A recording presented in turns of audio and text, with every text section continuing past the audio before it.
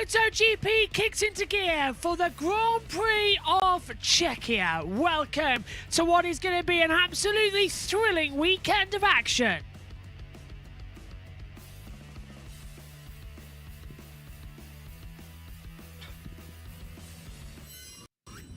Hello everybody and welcome to the Grand Prix of Czechia. MotoGP returns to the Czech Republic for the first time in 5 years. Last time we were here, Brad Binder took victory, and yesterday KTM got very close again. A problem with the official inputs of the tyre pressure issue resulted in 3 riders having investigations against them. One of them, of course, it's Igura, then Alex Rins, and also Marc Marquez, who won the sprint race. All were cleared after it was revealed that Michelin had inputted the wrong tyre data into the official system. However, even more so, Ducati themselves had the wrong information on their dashboards. So Pecco Bagnaia lifted off because the alerts went off on his dashboard, but didn't need to, costing him a second place. Marc Marquez lifted off as well, having to manage the time. He too didn't need to. So, again, losing out on an extended lead, but he still won the event. Today, though, it's going to be a different matter. It's 22 laps ahead of us as well, but comes 21 after the formation lap. Tyre pressure around here is going to be key. This is the starting grid alongside us with Pecco Bagnaia on pole position for a second crack at the whip. Marc Marquez alongside him and Fabio Quartararo on the front row of the grid. It's also the return as well for Jorge Martin running in 12th position. Martin's been announced that he will stay with Aprilia for the 2026 season after initially announcing that he was leaving. So he is going to stay. But what is going to happen here in his first proper race back? He ran Qatar, but crashed out. So this is only going to be his 4th start of the season. Yeah, it's really quite a lot of pressure to put on him, and still learning a new bike. Hardly had any testing on it at all. We're almost set then for the Grand Prix to get underway. Let's join our colleagues of TNT down on the grid. Michael Laverty is alongside with Sylvain Guintoli, and Neil Hodgson is in the pit lane as well, going up in towards the paddock. No Susie Perry this weekend, but Nat's on the grid interviewing, and Rachel is down there for us. KTM performing here with the new boss as well in attendance. Yeah, exactly. It's Fabio Quartararo just walking back to the grid. It is hot, as we mentioned. Track at the moment 45, air 30. We're just speaking about Pedro Acosta, the fact that he has never been here. Fermin Aldeguer has never been here. Very much struggled. Did an extra sighting lap out there. Why would that be? I don't know, absolutely no idea. Maybe they wanted to try something a little bit different. It's very rare to see that because you're not allowed to refuel the bike within the site on the grid. And normally fuel consumption plays a major role during the long race. You always have to try and manage the fuel, and obviously you don't want to make the bike too lean. So yeah, maybe they just wanted to get a feel for something, and he's jumped on his other bike. Maybe he did that with his spare bike. Yeah, tough for both Cristini riders, really. Fermin will start from 18th and Alex starts from 8th. And Fermin, remember, he finished 14th yesterday. Well, we're going to take a pause now and hear the national anthem of the Czech Republic. Kde domov můj, kde domov můj, voda hučí po lučinách, bory šumí po skalinách, v sádě skví se jara květ, zemský ráj to na pohled, a to je ta krásná země, země česká, domov můj, země česká, domov můj.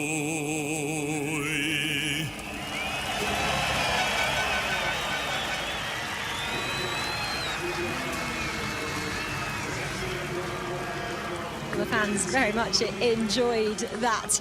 Okay, well, let's go back to the grid then, and let's go down to Davide Brivio from Aprilia, because I'd love to hear what he thought of Raul Fernandez so far this weekend. He's been speaking to Nat.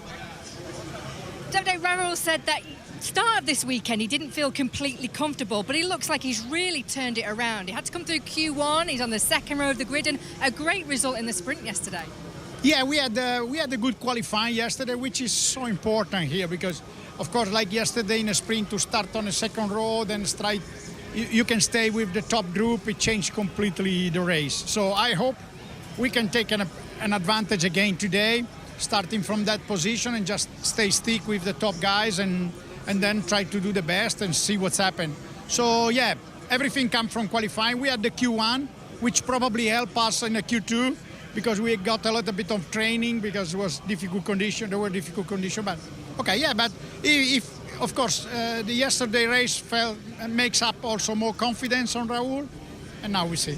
Good information on the medium rear yesterday, but we saw him using the hard rear this morning. What's his best option? Yeah, we're now thinking about the hard tire for the race. Now last minute thinking. I know it's a little bit probably we just a few or maybe the only one because this morning it felt good. There are some advantage and disadvantage, so that's what you have to consider. Now everybody's in a medium, so it's also a hard call to go alone and maybe I would say to not take the opportunity of such a good starting position. So we decide in the next minutes. We'll let you go and do that. Thanks, Davide. Thank you, bye.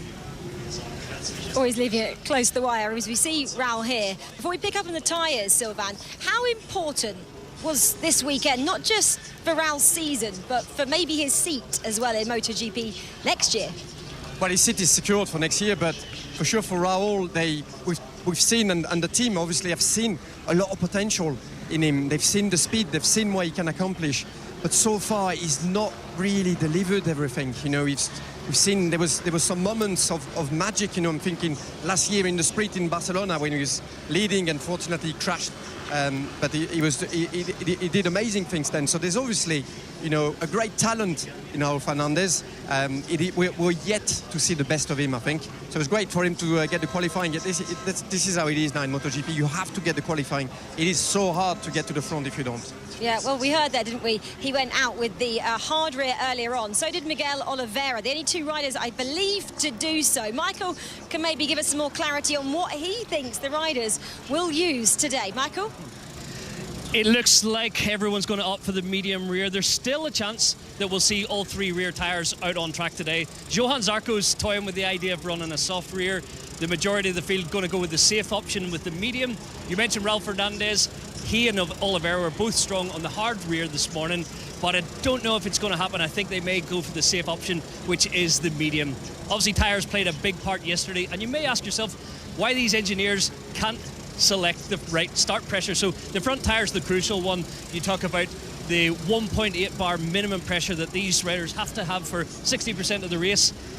But on the grid, the tyre pressure is as low as 1.2 bar. You've got almost 50% growth once you complete 2 laps. The load that the aero package, that the lowering device puts into the front tyre mean that these riders, these engineers struggle. It's a little bit of guesswork. Are you going to be out front where your tyre will stay cooler? Will you be in the pack?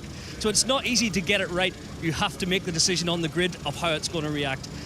This weekend, brand new asphalt, really black, holding a lot of heat. So the front tyre will be an issue, making it go the distance. Medium fronts for everyone on the grid. But saving a little bit of rubber for the end will play a part. I liked what I seen from bsky yesterday. Did get a little bit interrupted in early laps, but Aprilia keeps its tyres well. The Ducatis, obviously the machine to beat around here, especially Marquez, but I'm hoping for an Aprilia lighten things up in Marco Bezzecchi and maybe even Jorge Martin. Good luck today, guys. Thanks, Michael. Yeah, well, those two riders, they use soft rears as well yesterday. They've got to switch to mediums. Everyone pretty much will be on, as Michael said. Yeah, it sounds like it. It sounds like the soft is, let's say, on the risky side, and it sounds like there's only Johan Zarco that might be looking at that choice. But like Michael said, it's going to be crucial about the pressure, and especially about that front pressure, because we don't have a lot of data here, because it's a new surface, because it's abrasive, and because we've got mixed weather on Friday. Quick one, can our pole sitter, Pecco, can he challenge? For the win. For the race in general. He didn't For the win, yesterday. I think it's going to be super tough. I think Marquez is the favourite by a long way. As a wild card, though, Enea Bastianini could be the surprise. Well, he goes from 11. Let's see what he can do. But right, the time is now for the Grand Prix of the Czech Republic. We haven't seen this since 2020, Gav. Yeah, it's great to be back. Remember, Marc Marquez took sprint gold on Saturday, but not without those tyre pressure mind games along the way. He still starts behind his teammate, though, Francesco Bagnaia, on pole for the first time this year. What have the next 21 laps got for us in store? We're about to find out.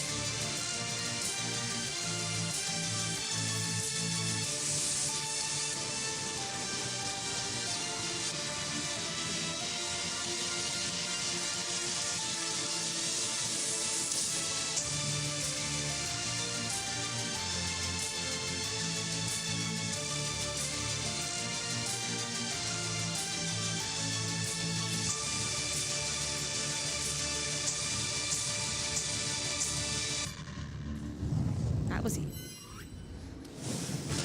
MotoGP returns to the Czech Republic for the first time in 5 years, and Jorge Martin returns to MotoGP action. World champion is back, and he's having to face his fellow rival Pecco Bagnaia, who starts this race on pole position. Alongside him is the man who's leading this year's World Championship. Welcome for the first time to the Grand Prix of Czechia. We're back after 5 years away. It's going to be an absolutely fantastic event. Anybody's guess as to what could happen. Alongside me in the commentary box is Megan Birch as well. Let's take a look at how they line up on the grid then in full as they roll up on the formation lap. Pecco Bagnaia, Marc Marquez and Fabio Quartararo. Marco Bezzecchi, Juan Mir, Ralph Fernandez. Then it's Pedro Acosta, Alex Marquez, Johan Zarco, Jack Miller, Enea Bastianini, Jorge Martin.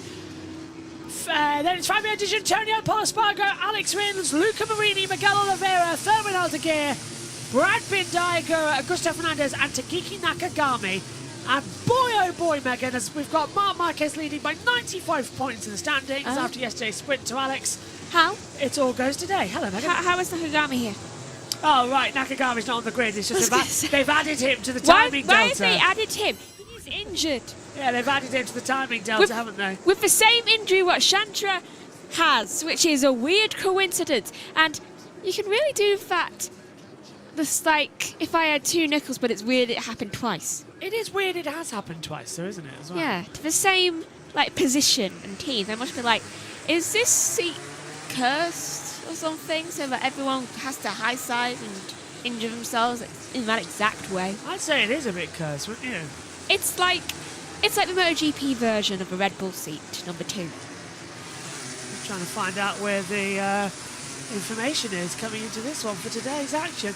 Past winners. Okay, so there's Binder in 2020, and then I think that was this year, so in 2019. And then Mark's also won here. I think those are the only 2 on the grid right now who've actually won around this circuit. So Binder, where is Binder? Near the back of the grid, so he ain't looking too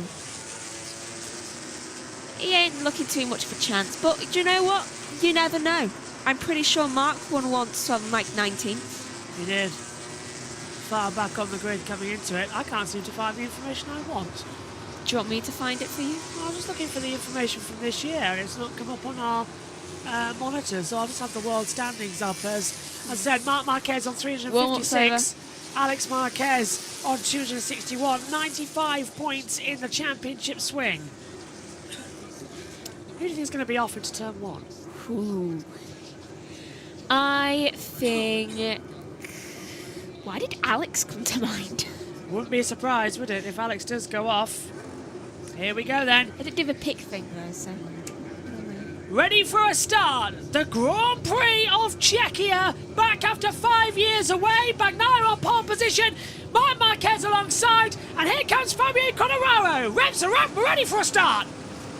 Pull the throttle back, we go racing in the Czech Republic. Great start today by Bagnaia. Quartararo falls in behind Marquez down towards turn one. Contact. Bezecchi's trying to go around the outside of Quartararo as well. Mark feeds into second. What did you spot further back? Binder and Pole, they made contact with their front and back wheels. Yeah, look, because Pole's dropped down to 20th position now as well. Terrible start for him. Digi's dropped 5 places as well, so he's got up involved in it as well as they come down. Mark's going for it inside turn 3, just like yesterday. And look at Bezecchi as well, trying to hook around the outside. But the two are still battling it out. Mark's on the inside, but Bagnaia's going to get the undercut. And down towards turn 5, Bagnaia retakes the lead. Bezecchi's going to go to the inside of Marquez. For the first time this year, it's a overtake for Mark, actually in a race, and he's through. Mark tries to come back on the inside, and Bezecchi goes around the outside and shuts the door on him. Fabulous stuff. And look at where's Martin. He's up to 10th place now, just dropped to 11th. The Spashini's gone through, but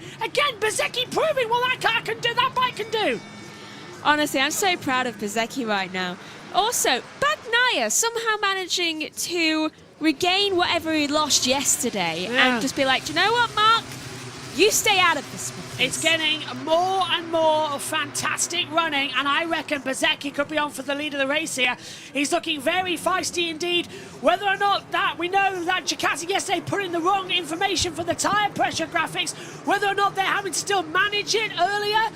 Oh, well, it's a 21-lap race, anything goes, but look how close, and that was Alex! That's Alex going to the inside of Juan Mir, and Zarco touching the side of Martin, coming into turns 12. Oh, you better keep away from him. I mean, we don't want something else happening. That is Augusto Fernandez receiving a long lap penalty. And look at Bezecchi trying to go around the outside as Bagnaia's gone very defensive, and Mark clips the back of Bezecchi! Keep away from Bezecchi, Mark. Wait, it's going around the inside, I think. Yep, lay on the brakes. Bagnaia's not going to be able to cover this one. Aprilia for the first time this year overtakes both Ducatis, but Mark's coming in like a bat out of hell. Bagnaia just sees him coming, but Marco Bezecchi leads here in the Czech Republic. And Bagnaia's following him in. I'm just proud that he's managed to overtake the Ducatis, at least once. Bagnaia's coming back through, but so's Mark. Mark goes to the inside, gets ahead of Pecco on the inside line at turn 3. So it's changed over leads again. But now, here comes Pedro Acosta. He slowly made his way up 3 places further up. Mark now to second, but Bagnaia's back on the inside line, down into turn 5. Bracks off easily as well, and Acosta following it through, and Quartararo coming in with Mir. Acosta wants that podium again, because he both lost a win and also didn't lose a win yesterday. I think he feels very conflicted about that. Bagnaia's trying to go on the inside line of Mark as well, still trying to find the positions through. Quartararo and Mir are having quite a little battle there going around this next corner. Mir tries to make a move on Quartararo, almost succeeds, but then Quartararo immediately shuts the door on him, saying, please do not go and ruin my 5th position. I do not get a lot of them there. So there's 0.2 of a second as Mark tries to pull to the outside line. Bagnaia shuts the door. Look at that's Juan Mir. Quartararo's ahead of Mir. Someone's out. Mir and Alex. I knew Alex would go down first. That's my fault. I've just given credit. What's happened then? So Mir's on the inside line. What's going to happen here? Alex on the outside. Mir's going to drop the front on the inside line. No, Alex is going for it in the last corner. And Alex drops the front and takes out Mir. Both out of the race. And Alex says, sorry, that's my fault. Coming into turn 12. I said he'd go down first. You did say Alex would go down first. You've been on spot this weekend with it. Fernandez completed his long lap penalty. The bikes hit the barrier, but I don't think it's an air fence. Mia's out. Alex is out. Game over. I didn't even do the picking thing. I was just like, I feel like Alex is going to drop it first. And that is Acosta right on the back of Bagnaia. Bezecchi's done a 1:54.443. I feel so proud of myself. Well done. Acosta goes for the inside. I think he wants to go round Bagnaia. Can he get the move and the cutback? Manages to get a move on him and immediately shuts the door on the possible cutback. Instant to be reviewed after the race between Mia and Alex Marquez. Presumably that will be Alex Marquez with a grid penalty for the next race. As now Acosta moves into third position. Bagnaia can't get back to on the inside line. Miller. Down on the inside at turn number 5. Megan. Miller passes Martin. And Arguments. Mia's furious with Alex as well. He's right there arguing and saying, well, what did you do that for? Why did you go on the inside? It's not an overtaking spot. It's like, I didn't mean to. I just dropped it when I was going round the corner. I think that was rash from Alex. I think it was too late of a move on the inside at that time. And it caused him to be unbalanced. Yeah, that was rash from Alex. I would have done the same. It was too quick. Yeah, the direction gesture, but I would have done the same. I would have gone, if I saw the gap, I would have gone for it. But the same result, though. Yeah, because where it is at 11 and 12, it's an uphill braking spot. It's not like 13 and 14. But because of that, he managed to just become so uneven in everything. Yeah. And battle for 6th going on right now between Bastianini and Raul Fernandez. Bastianini has just got into that position. Yeah. So he is currently being like, please don't let me leave this position. I was in 10th before. So what's the current gap in the championship? That's what I need to work out. So Mark would have a 115-point gap to Alex in the standings if it finished as it was. Should we just crown Mark here? I think it may as well be the case. I mean, he's going to be world champion anyway. This isn't it. Say he came in as 95. He's now 20 points clear of that again. What number championship would this be again? This will be, well, in terms of actual championships, Mark has won 13, 14, 16, 17, 18 and 19. He's a 6-time Premier Class champion, 8-time world champion. Because he won Moto 2 in 2012 and the 125cc in 2010. So it'll be his 9th title overall. But now, I think I just saw... yeah, I thought so. Bastianini's dropped down to 6th position. Quartararo's moved up into 5th. And that's a stunning move from Bastianini on the inside of Quartararo. Down into the exit of turn 4.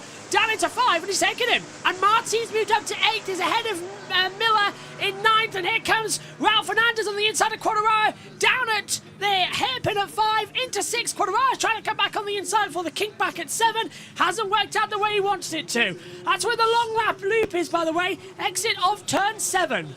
Lap 4 of 21 right now. Already lost 2 of the riders. 19 left in the race right now. And Acosta Fernandez is in last position, giving you a wild card right now. I'm not too surprised. What I'm liking here as well is just that look at the gap between Marco Bezzecchi and Marc Marquez. Still 0.3 of a second. So look, it's visible, but Bezzecchi's got control.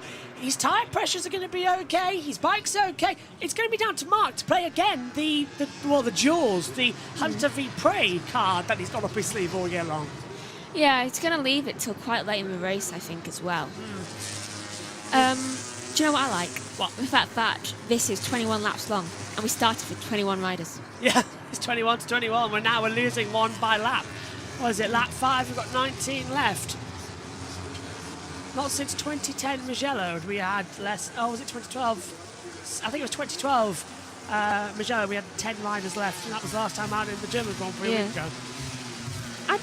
They were all just injuring themselves and crashing out consistently. I want to see that argument continuing. Yeah. I want it in a little, like, side thing. Yeah. Like a side screen. I'll just them arguing with each other. I reckon they'll be still arguing each other on the way back to the bike as well. Just, I think they're not even on the bike yet. No.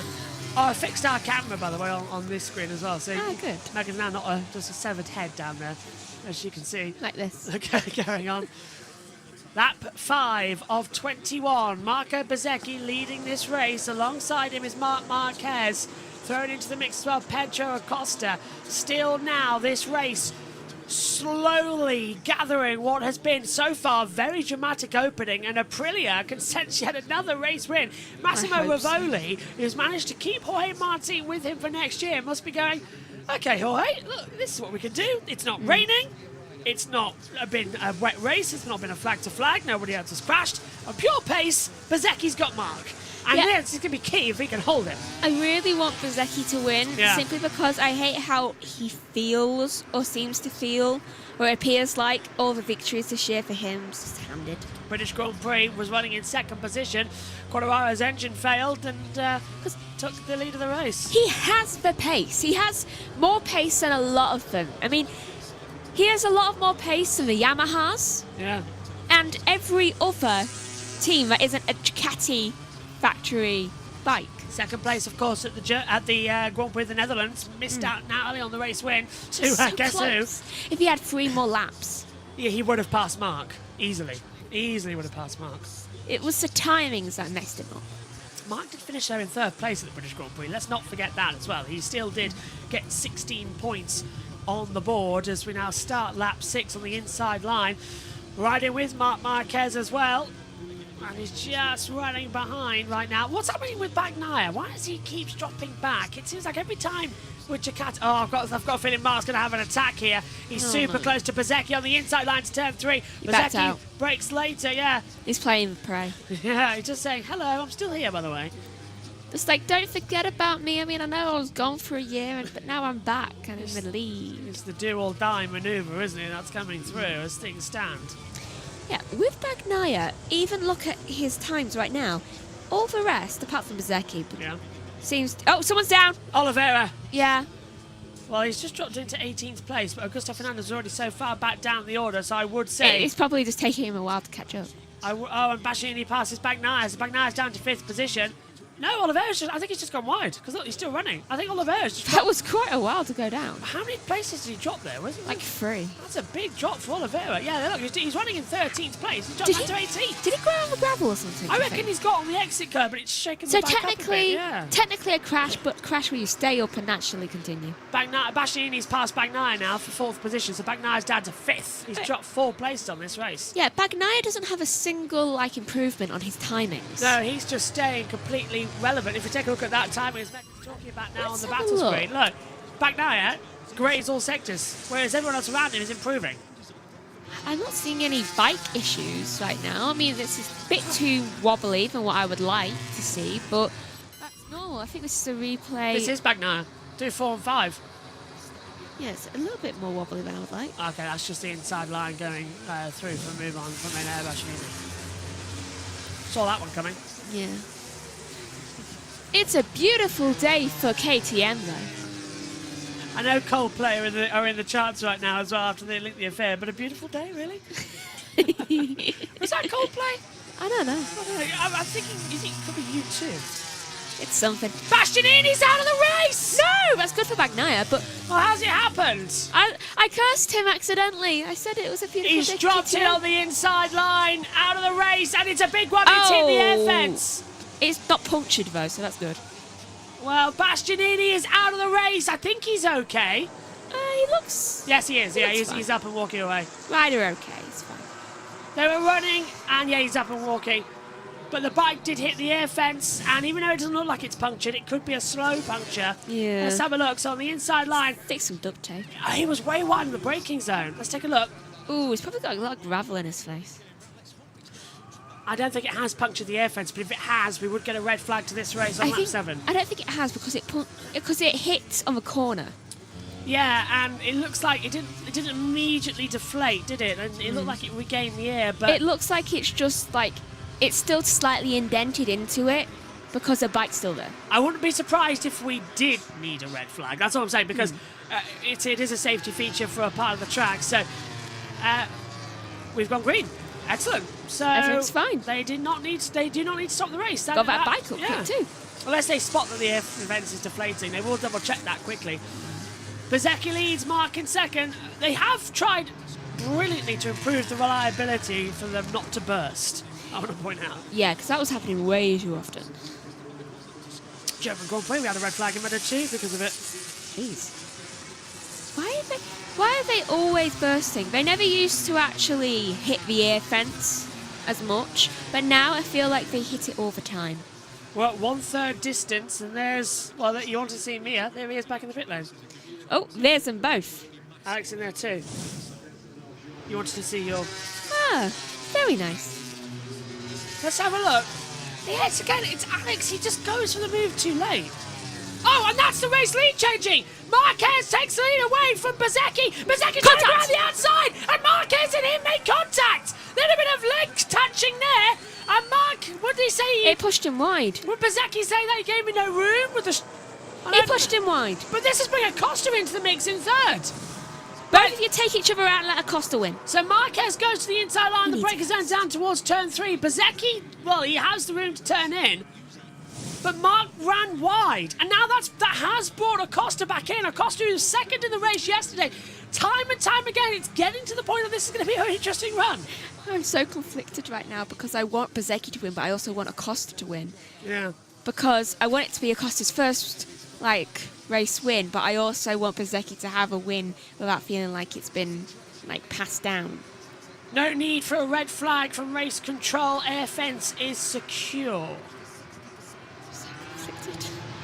Well, that would have been another start to the race, of course, with a reduced distance. So we've avoided that. I just realised it's every 2 laps we lose someone, so someone should go down this lap. Oh, now you've done it. Maybe a Yamaha. We haven't had a Yamaha yet. I mean, we've had a Ducati, a Honda, and a KTM. So Mark's still there from Bezzecchi. We haven't had a Yamaha or an Aprilia down yet, but I kind of hope Aprilia don't go down. Just do the swap. Look at this, Mark again. Faster and faster and faster, time upon time upon time. I've got an interesting feeling that we're going to be in a bit of a tongue-tied situation here. Probably. Acosta's going to get ahead then of Bezzecchi. I really, really hope Acosta does well. I don't like the look of that air fence. It's fine for now. It didn't look like it was okay for me. Gigi Dell'Ineo watching on. They'll keep an eye. Look at that, Acosta, the only one in that sector, 24.4 compared to Mark, first sector, 24.2, 24.299 for Bezzecchi. Why is he not losing? Why is he losing time? Well, I'm just thinking here that if Mark has that running order, if he keeps that delta, Mark won't be able to keep the 6-10 advantage. Look, he's already dropped it, look, 26.3, Bezzecchi 26.4. Yeah, they can't hold that data. Oh, this is going to be a bit of an interesting time as things stand. Mark leads this running order so far as Megan turns water into Coke. Thank you very much. Oh. Thank you. And there it is, back in the pit lane. No, door open. Thank you. Don't want to be boiled to death. The door closed. Maybe that's her plan. Then she gets all the shepherd's pie to herself. Cheeky. I smelt it when I was going downstairs. It smells so nice. I'm not cooking it, so it's her one. She's put Worcestershire sauce in it as well, like you do. Oh, that's right. Tell the world the secret recipe. There's other secrets to it, I'll tell you. Pen back. It's not even a pen. I don't even have a will. It's a stylus anyway, this. It's a electronic stylus for all our equipment on the box. I'm not left-handed, I'm right-handed, but my right hand's a bit thingied at the moment. Oh, there you go. So I'm using my left hand just to tap the screen and stuff. Do you know what I learned the other day? Oh, there was movement there. Aldeguer, I think, has passed Marini. Yep, the gap is now up to a tenth of a second. And there's Quadraro just running in 6th place, going, oh, am I on course for some points here? Yeah. Oh, that's new for me. When I was playing Daci with Noemi, obviously I'm very strong and good coordination with my right hand. But what I learned is that despite having zero coordination with my left hand, I'm stronger with my left hand. Because I was throwing my thing, because this arm was getting tired, and it was making such a loud, bang. She was just like, what? Loud bang now, look on a second. Simon Patterson's just brought up a great point here as well. Pedro Acosta running in 3rd place. Brad Binder running in 9th. Binder won the last race here in 2020. Yeah. What is going on? I Before generally the don't accident know. for Bastianini, running in 4th. You can't even say, oh, it's a bike. No. Because there's proof that it isn't a bike right there. Yeah. So, I hate to say that, but is it time that Brad went Swapped down? with his brother.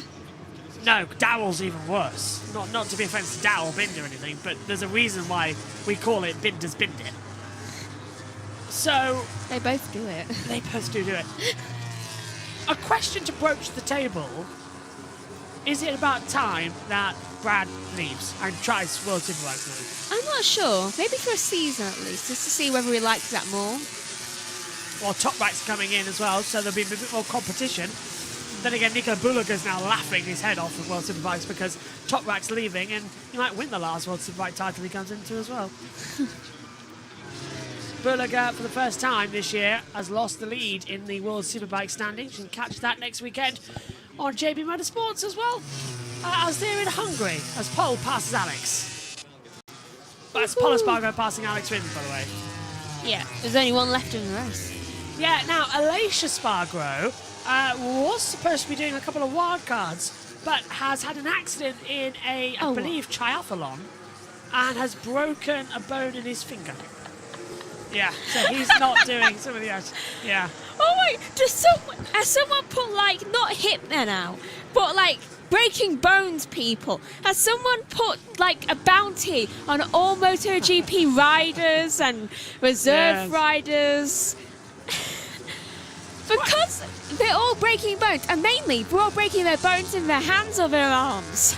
I'm finding it quite funny, really, as well, the amount of times. Oh, not you two, add to the list, another one off the list. They're not even in the circuit and they're doing it. It's time upon time upon time. I've never known them be this consistent with breaking bones.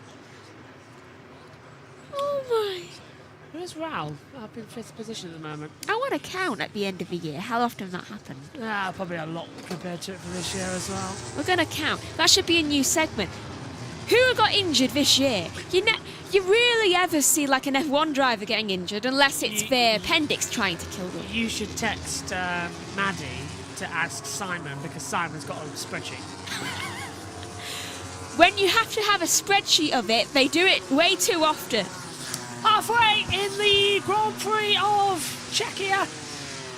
Does he have little columns saying what type? Yes, yeah, and how long they're out for as well. Started it a couple of years ago. Do you remember the first year we tried the sprint and racing where we had, I think it was 23, wasn't it? And I don't think we had one weekend where there was the entire announced riders in the race because they just all kept getting injured. I think at one point we had like 5 different ones. I think Alex Rins has got a problem because Iagura has just passed him and there's a long gap between them at the moment. Oh, as Acosta is on the back of Marco Bezzecchi as the picture breaks up, coming out of turn 4, down into 5 and 6, and I think he might have a little look on the inside line as Marini passes Zarco as well. Can I just say, at that exact moment, it wasn't just Iagura passing Rins. It was Raul passing Quartararo as well. So they both did it at the exact same time. So Raul's back to 5th, Quartararo down there. Look at Bezzecchi. He's just opening the door and he's allowing Acosta to sort of look up the inside and go, look, I'm here. I'm going to try and make an overtake and I'll see where you are and do the opposite. And sort of go, I'll have you, thank you very much, and lunge after him and just take it back. And look, he's going for it now. Acosta on the inside line. Can't get through. Bezzecchi there on the brakes. Somebody moved down the order there. No, it was Iagura passing Pol Espargaro. Why is Trackhouse bullying Yamaha? And a Pol passes through on the inside. Pol passes Iagura as the KTM back in front now. The Tech 3 bike. Pol sitting, of course, for the injured Maverick Vinales. This deal is getting worse all the time.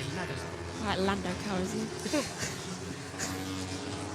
Just checking because we will have soon the coverage of the IndyCar sessions. I was having to fit between them all. Who do you think's next? What, to go down? Yeah. It's one of these two, Bezzecchi or Acosta. I'm going to say Bezzecchi. No, I think Acosta. I really do. I think Acosta's overriding the bike and he's forgetting how much wear. Just look at the wear on the front tyre. Well, at least we know he won't let go of the bike. That is also true. The amount of times he's crashed this year and he's going, no, bike's staying with me. It's a new thing, isn't it? He hasn't learned the fear. How old is Pedro Acosta? I need to look at my notes. I'm pretty sure he's like a year older than me. He's 21, you're right. Born 25th of the 5th, 04. Yeah. It's his 31st Grand Prix start in MotoGP. Just under a year. Yeah, but he was second in the sprint race as well. He's chasing Bezzecchi, who was 3rd. So far, if Acosta gets ahead of Bezzecchi, it's the same result as the sprint to the Grand Prix. Do you know, I'm pretty sure I've seen Acosta flip with that bike. Yes, you probably have, yeah. I also find it comical that if you keep up this trend of the second half of the year, if you're doing every MotoGP race, you would have spent more time in this commentary box than me for MotoGP this year. Because I've been away 2 races. Probably. Although one of them I was in the actual commentary box, I'd just like to point out. With the Spanish Grand Prix. Yes, one you weren't. Yes, one I was just sat on a forklift truck at the side of Alton Park, That was desperate funny. to get a signal. Weirdly, that was the best signal I think we've got all weekend. Well, there's a giant at Alton Park. I'm going there again to cover some races, I can tell you, because they've got a giant phone transmitter. You get perfect signal wherever you are. It's fantastic. And now that we've have our Wi-Fi different, maybe it'll be even better. To get you in here, yes, yeah, because your laptop should work now. Yeah, my laptop isn't breaking itself anymore because of that. I can actually do work in my room and submit it in my room now instead of having to sit in front of the bathroom. Let's have a look. This is how Mark took the lead of the race some laps ago, Megan. It was a nice move on the inside. Look at here. You can see it was Mark that went in and hit Bezecchi. Because he was turning round. Bezecchi already had the line, but then Mark just suddenly moved in. Look. Moved in as in said hello, bonjour. Yeah, look. Yeah. He moved in. Honestly, I think sometimes racing etiquette should be applied and they have to, I don't know, buy the other, like, a drink or, like, a coffee whenever they do that. Because I think that would make people a lot more fine with people hitting them off. Well, so far, Marc Marquez, with 8 to go, has just said so long, farewell, auf Wiedersehen, goodbye. He's just taken off into the distance here. What's the gap? 1.5 seconds to Marco Bezecchi. Let's hope no nuns have interfered with the engines. Forgive me, Mother Abbot, I have sinned.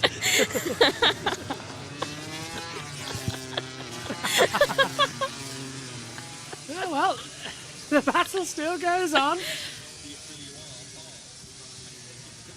I'm just checking some of the.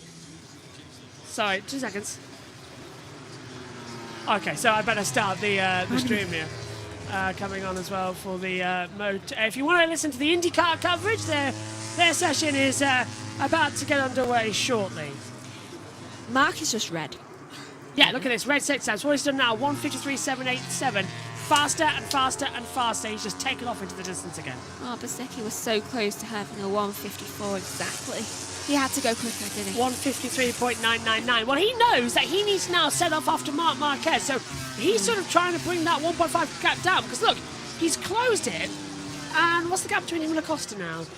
1.123. Differential there as well. I'm feeling really, really tired. Oh, round the outside, Jack Miller! Fabulous move on Brad Binder for 8th place. Round the outside to turn 1, shut the door on the apex. Miller's just been having fun this weekend. Yeah. What started as promise, if it had rained, I reckon he would have been right up there.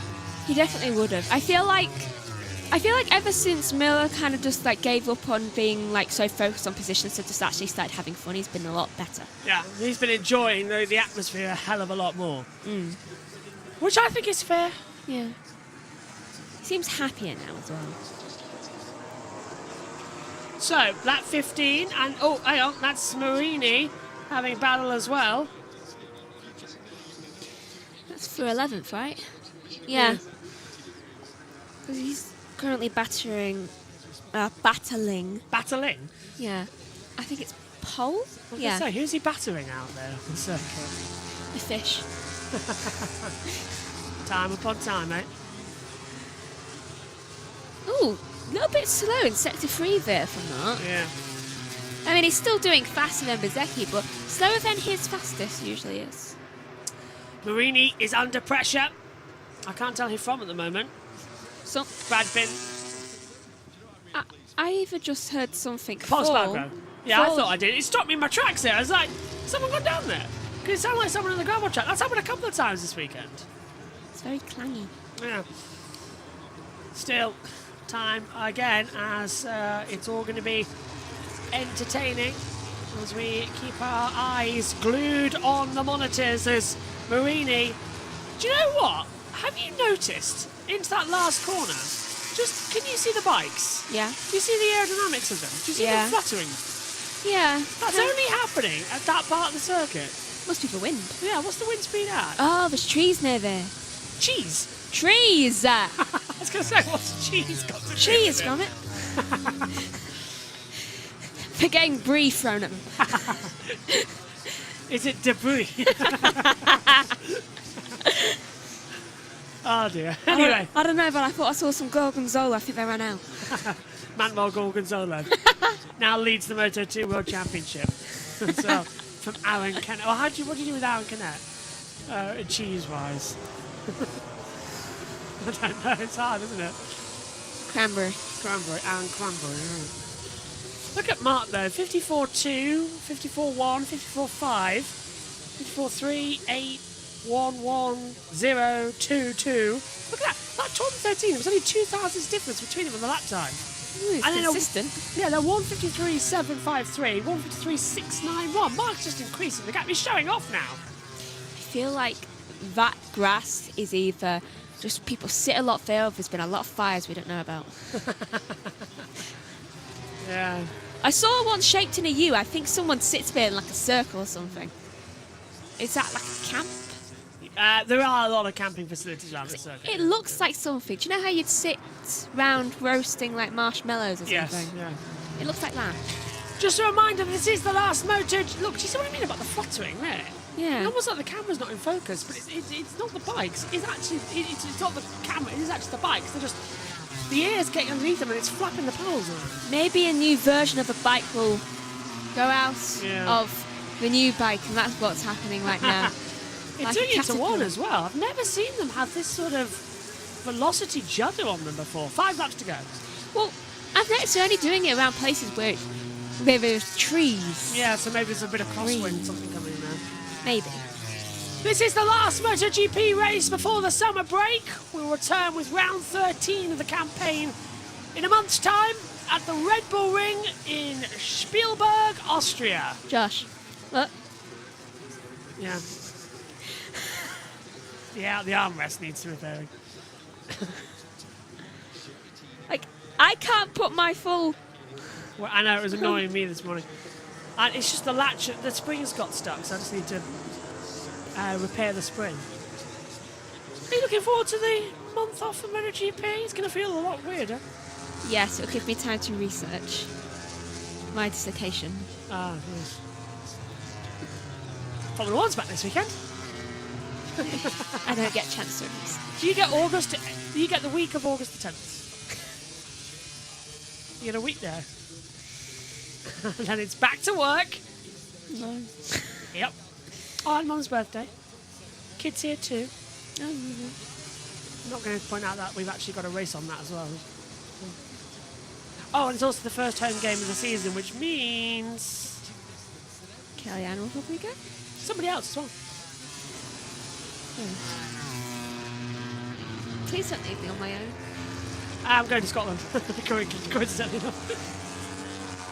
Around that time, Noemi will be leaving for either Scotland or wherever she's going. I'll go with them. No, I need to see her. Was it 4 to go? Nah, I'm not doing Knockhill. Knockhill's got no signal at all. We won't be able to commentate. Good. I don't want you going to Scotland. I'll be doing next track. The next track I'll try and get to for touring cars will be the Silverstone Mount. As long as it's in Brands Hatch. No, I'm not going Brands Hatch. Not again. It's Singapore. Not again. I can't go to the final this year, annoyingly. Well, given what happened last time. What? I've yet to tell Tingren that, actually. I keep forgetting. I keep seeing him, but I'm never having time to tell him. We're always talking about the weekend. You should tell him. What, that? By the way, Tingram, I could have kept you a championship last year if I'd gone to hospital and had been flown out. Do you know what? Maybe don't tell him that. Yeah, if I want to talk to You him... may get any trophy wins thrown at you. Why? Tom Chilton already drenched me in champagne. Little Dalek. After his race podium in Alton Park, after race 2, it just started raining. And I'm there filming and everything. And Tom spots us in the crowd and just absolutely douses us in champagne. He's probably thinking, well, they're going to get wet anyway. Yeah. May as well smell like champagne. Miller's passed Binder, by the way, as well, as Bezecchi has fallen back into the clutches of Pedro Acosta. There is Miller, actually. We're watching him on the screen now ahead. And Binder's back on the inside line, down in towards the breaker zone for 5. Miller's just left it go wide because he knew Binder would outbrake himself. He has done. Miller gets back on the inside, rising up the hill now, in towards turns number 12. How weird must Binder's through. How weird must it feel for Martin to leave temporarily and not himself, and Miller be right back the back of the field And to now only bang. now have him be like, hi. Yeah, but he's just been passed. Miller's been passed by Fermin Aldeguer, who slipped back through on the inside line as well. Well, Aldeguer has a talent of getting Through a difficult Yeah. situation. Yeah. So that's down 2 places now. I feel like in MotoGP, he just doesn't understand the meaning of personal space when going around corners. This is going to be Marc Marquez's, if I just take a look at my note, 70th MotoGP victory. And he's 96th overall, and he's 201st Grand Prix start. So last time he had 269 in Germany. King of the Ring. Now Of he's course got he was. nice 70. Yep, this will be win number 70. And that is currently looking at Mark, and then Bezzecchi, and then Acosta, and then Bagnaia, who for some reason has just stayed happily in 4th. He hasn't even got close to Acosta yet. He's literally 4.5 tenths away. If somebody's also watching the international feed alongside our commentary here, what did Matt Burt just say on the commentary? Because Crash has just tweeted out, Matt Burt, honestly, what was that? So I've got no idea what they've said, but I'm now really interested to know if he's done something a bit silly on the commentary. Probably was spluttering. Maybe he was talking about cheese as well. It's one downside, actually, as well, because we can't hear any other commentary coming through. Well, 3 laps left of this race. And it's no rain, which is new for this weekend. I mean, I know we only had a slight spotting of rain yesterday in the sprint, but still, unusual. Austria could get rained out, though. Oh no. That mountain's got a climate of its own, hasn't it? True. I mean, you feel like it's either really, really cloudy there, or it's like really, really sunny. There's no in between. There is no in between at all, you're right. That has that nail polish now. Binder's got a bit too wide. Aldeguer's trying to sneak up the inside line, turn 1. It's a long, sweeping right-hander turn 1. It leads into the kink at 2, and then shoot. Literally down to turn 3. I've just realised something. He's going for it on the inside. That's beautiful. Fermin Aldeguer again making overtakes at places where it either seemed a bit too dangerous or risky, but now he's going to have to block from the exit of Brad Binder. I swear he's a Danny Rick of MotoGP. He is, isn't he? And he's through. Brilliant move from Fermin Aldeguer. He just seems to get past people so easily sometimes. Also, I've just realised, why is that and that just balancing on a box? The edge of a box. Because everything's fallen somehow. I know. That, I don't know what's holding that up. I think the bricks have actually made a little holder thing. Gravity is holding up creation, Eric. Don't you stop. It will be one more lap around this 3.357 mile circuit, 5.403 kilometres. It looks so normal until that. Well, it will change soon. Predictable race? Is MotoGP getting a bit too predictable? I mean, the winner's predictable. The second and third, however, not so predictable, especially the third. Anymore, because it used to be just Mark and Alex for the first 4 races of the year. Yeah, but Alex was kind enough to decide to only do, 2 laps? Yeah, right about that. He got almost to the 3rd lap, like completing it, and crashed out on sector 4. Sean's telling us to watch out for Costa and Bagnaia. The TV pictures have picked up on that now. Bagnaia trying to hunt down Pedro Costa for a 3rd place here, but Mark is on course. Bagnaia, leave Acosta alone. Thailand, Argentina, Qatar, Aragon, Italy, Netherlands, Germany.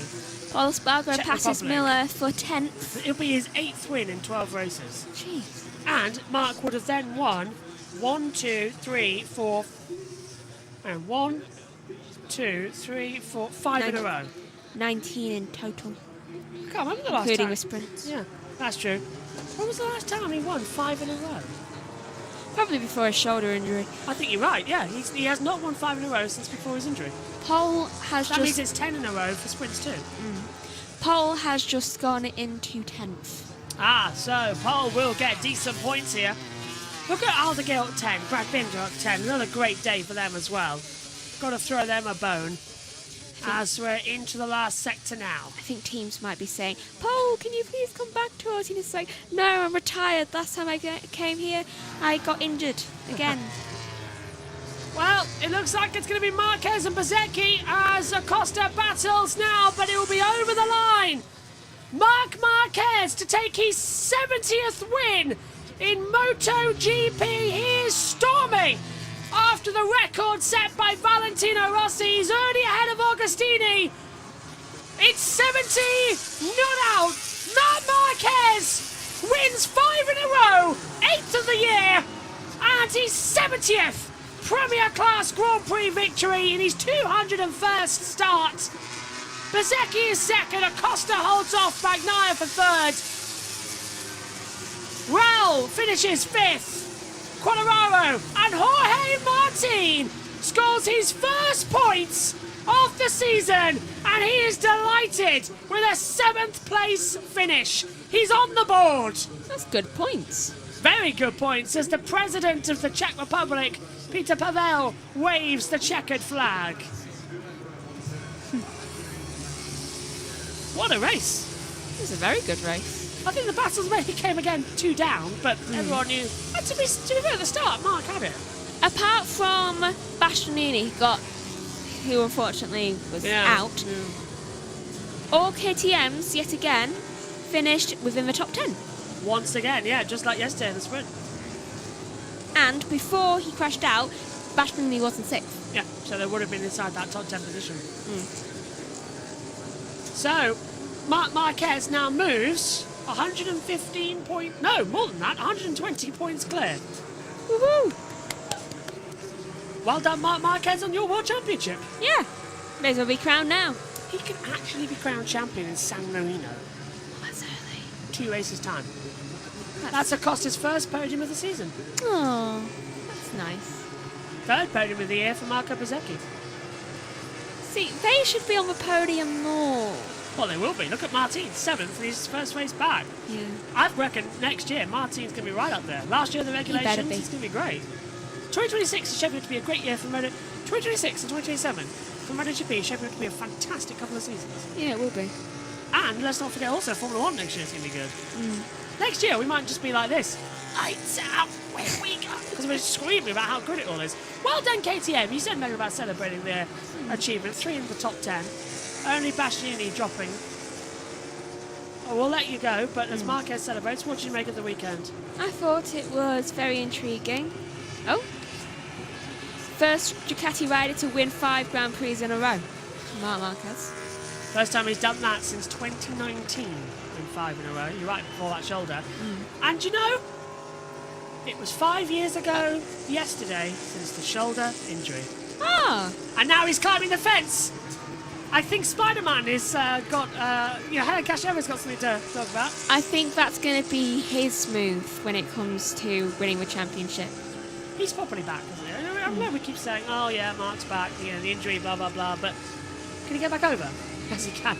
He's now doing parkour. Parkour! Must shout parkour, though, if those it doesn't count. That was fantastic. A kiss as well to the Marquez fans. It's a sellout here in Brno. He's such a showman. See you in a month. See you in a month. Okay. I'll say that. I'll see you in about 5 minutes. MotoGP viewers will see you in a month. Let's head down. Let's head down to TNT Sports as the flag is out. Someone book this man a package holiday. He needs to get himself on a sun lounger. You are so right. And forget about the first part of the season. Literally that. Don't overthink it. Literally forget about it. Go away with your wife. Have some fun. Try and enjoy yourself. And then try and work out how you tackle the second half of the season. The championship, well, that's gone. There's no point in lying about that.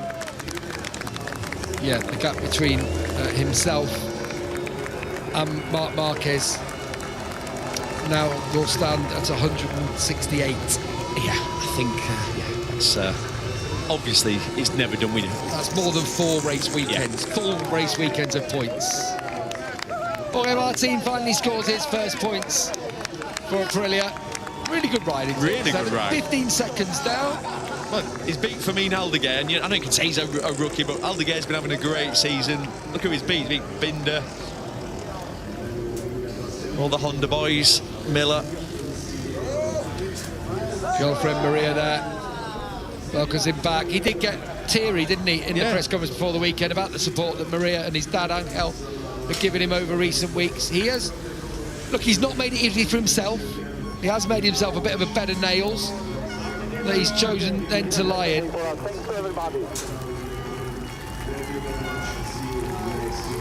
Yeah, good job by Aprilia all round. 2nd and 7th today. Yeah, and if you know, you know. And what I mean by that is when he's sat in hospital with a collapsed lung and 11 broken ribs and other injuries, there are some dark days, there are some sleepless nights, it's months of pain, physio, hard work. Yeah, it's a long journey back, so to be 7th in his first MotoGP race, that's outstanding. Marc Marquez and his crew celebrate yet again. As Neil rightly said, that's his 8th Grand Prix win of the season. And then we go to Sachsenring. Don't think the Ducati works well around there, does it? Austria, we go to. The Red Bull Ring. Oh, sorry, I meant Red Bull Ring. Does it go well? We went to the Sachsenring last week. We're not going back, are we? Oh, I hope not. Sorry, I meant Red Bull Ring. That's in 4 weeks' time. Yeah. Middle of August. Back to back, of course, with the Balaton Park circuit in Hungary, which that's going to be an interesting one because that's going to be tight. Well, we're going to be a bit like Sachsenring. We're going to get to see what that's like next week, aren't we? Is that when the World Superbikes go? Yes. Yeah. So we're going to see who's got the best second gear by the sounds of things. It does sound like it's there's some tight chicanes, I believe. Pleased for Bsky. Was close, wasn't he, in Germany? Could have been 3 seconds in a row for him. Could have. Should have. Yeah, it's great to see Aprilia up there. Good to see 3 manufacturers on the podium, isn't it? Yeah. As I say, Ducati dominance that we've got. In the championship, Marc has now opened up a 120-point lead over his brother Alex. What a job, guys! Wonderful, amazing job. Second place for Marco and unbelievable Jorge. It is a special day for us. Thanks to everybody.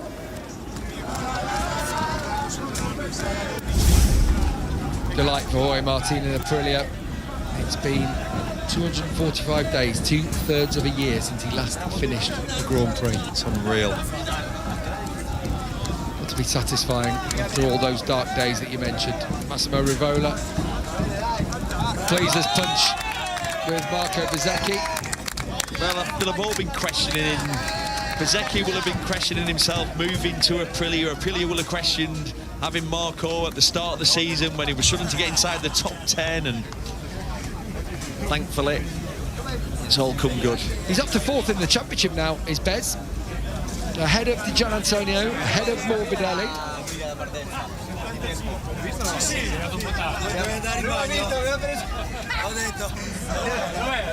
Right, let's hear from Pedro Costa. His first Grand Prix podium of the season. He's down there with Jack Appleyard in a second, I think.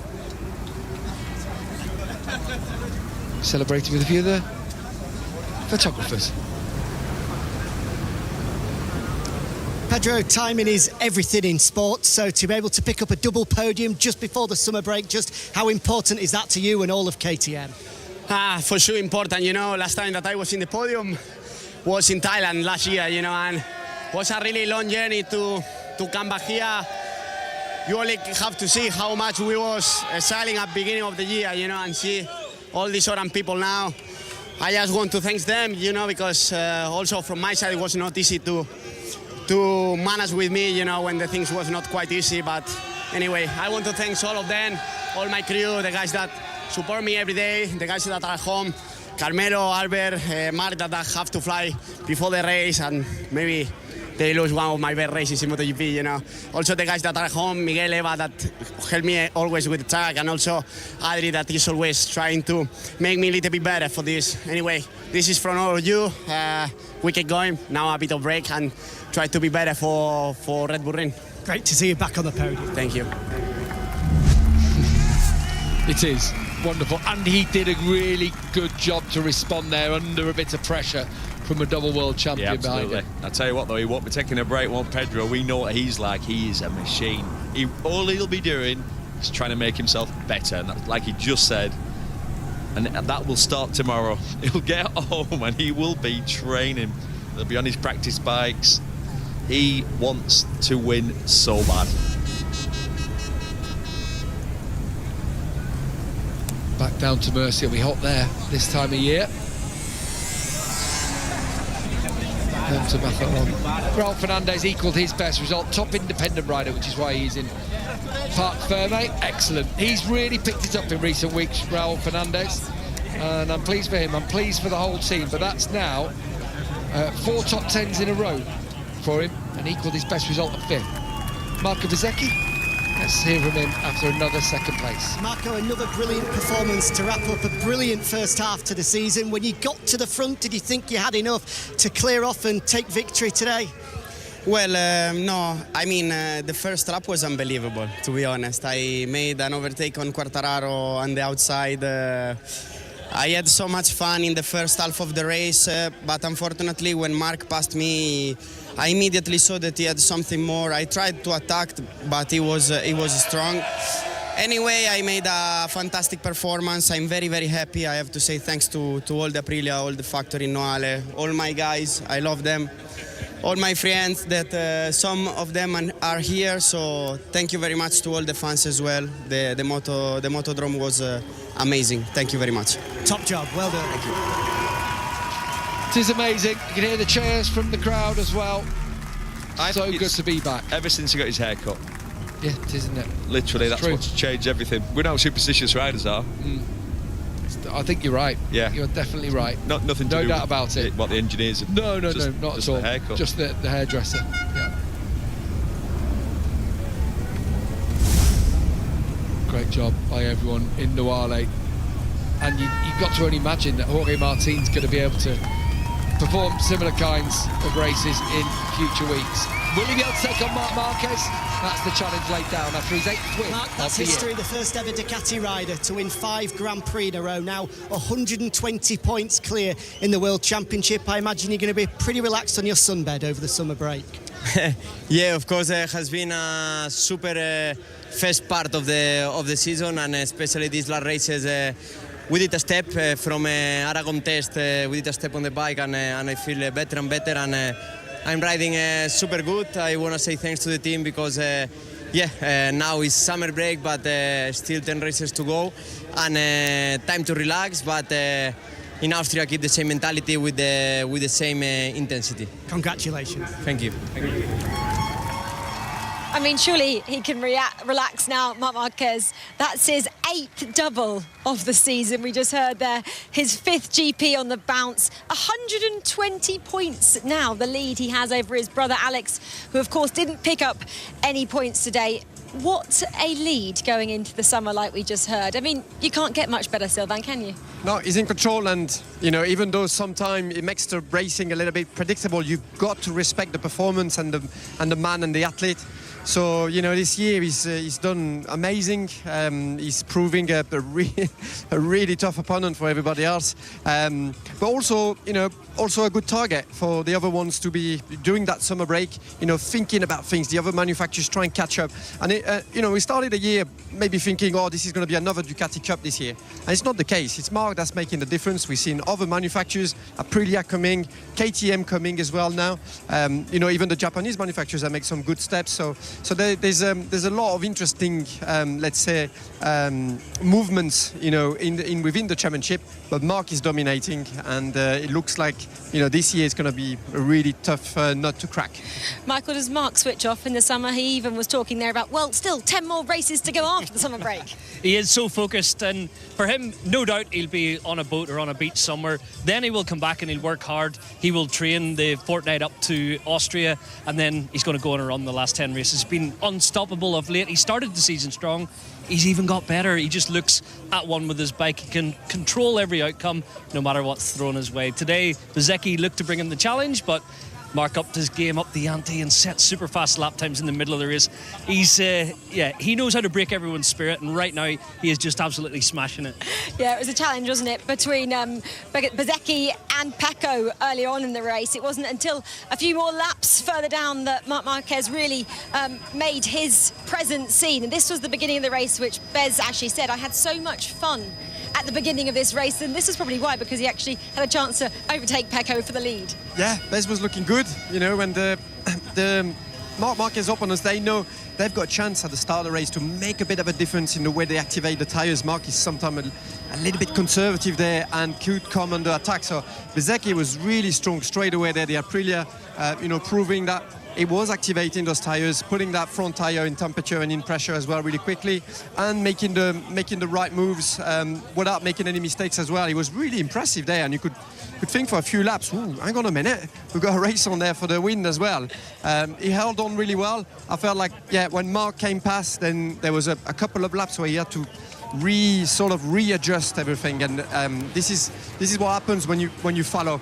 When you follow guys, you have to readjust in the braking zones. You don't have that air stopping you anymore, and that's where Mark was unstoppable, making the pass on Pecco, and then here making the pass on Bezzecchi. It was a mostly pass actually on Bezzecchi, because the Aprilia was so strong in the change of direction there. Mark has sort of like to push him out of the way, but just really made his presence felt there for Bezzecchi, and there was no way back. So yeah, for Mark, a controlled race, but I would say for Bezzecchi, you know, really good for him to take the risk and be on the attack, especially the first laps. Yeah, we always sensed Mark was going to come, didn't we, in the end? Yeah, you could see it. And when Bezzecchi was at the front, the 2 laps prior to Mark making the move, you could see into turn 3, he was having difficulty stopping the bike, likewise into 13, and Mark will just sense that.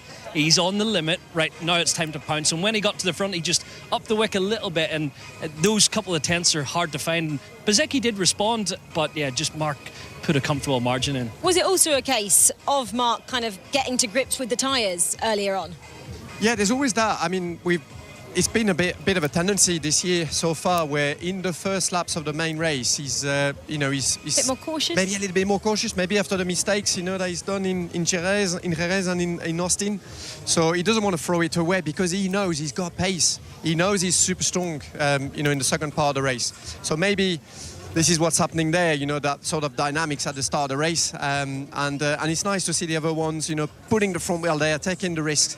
But yeah, ultimately the pace of Mark when he's on his own at the front is super hard to follow. You know, he's sort of like the Tadej Pogacar of MotoGP. Well, Tadej Pogacar will be out shortly because the Tour de France is happening. Back to here, though. Mark is obviously dominating in the championships, but our reigning world champion was back this weekend, and it was so great to see him finish in 7th in that race, Michael. Yeah, and I think he can take a lot of heart from his weekend.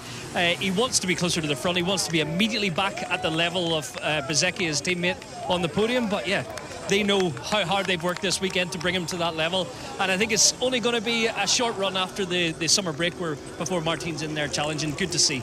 Yeah, really good to see his team really happy with that as well. It's almost like a win, isn't it, just to get him back and to be in 7th as well. Well, you can see it's really busy behind us. That's because the podium is directly behind us, and it's got a lot of people, got a lot of attention, rightly so. And here are your top 3 finishers. Gav, I'll let you take this one away. Thank you very much, Rachel. Yeah, for the first time this year, Pedro Costa making his way onto the box. El Tiburon back, taking a bite out of the big boys in MotoGP. Marco Bezzecchi up there. Should have had 3 seconds in a row, really, shouldn't he, behind Marc Marquez after he crashed out a second in Germany. Tricky conditions there perfect conditions here.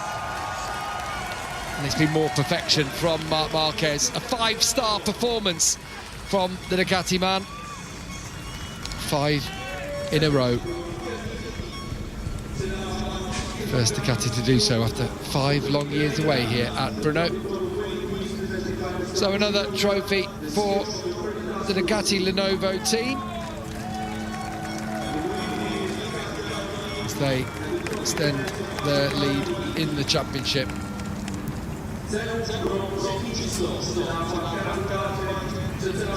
Pedro Acosta continues to shine and improve as the season goes on. In the mix once again, really good to see as he holds aloft the trophy in a Grand Prix podium for the first time in KTM orange. They all came in gas red, if you remember last year. The new big boss is there to watch, just behind Pit Byra there, alongside Aki Ayo. Bez meant business today. He led in some of those early laps. He wasn't to be in terms of the win, but yet another podium for the Italian. He's coming, isn't he? As a Aprilia, consistency is there. Now he's got a fast teammate alongside him to push it on even further. So the president of the Czech Republic, Petr Pavel, to hand over the trophy to the first Ducati rider ever to win 5 Grand Prix in a row. After 5 long years, it's 5 on the bounce. Marc Marquez wins here in the Czech Republic yet again. Celebrates with a big leap off the podium. The run rolls on as he wins the sprint and the main race here in the Czech Republic and extends his lead to 120 points over his brother in the championship. He'll enjoy his summer break.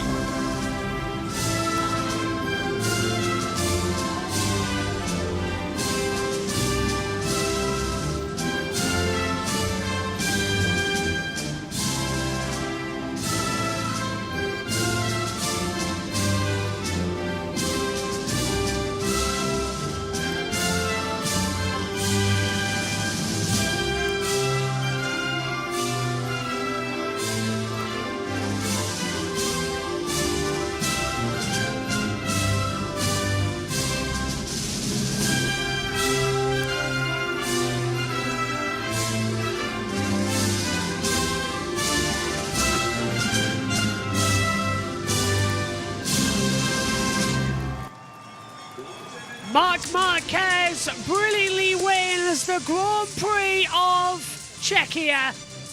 And it's champagne time. Another great win and another great atmosphere. He now leads the title by 120 points going in to the summer's break. We will see you in a month's time when we go racing at the Red Bull Ring in Spielberg, Austria. Thanks for your company. Have a lovely summer's holiday. Take care. Bye-bye.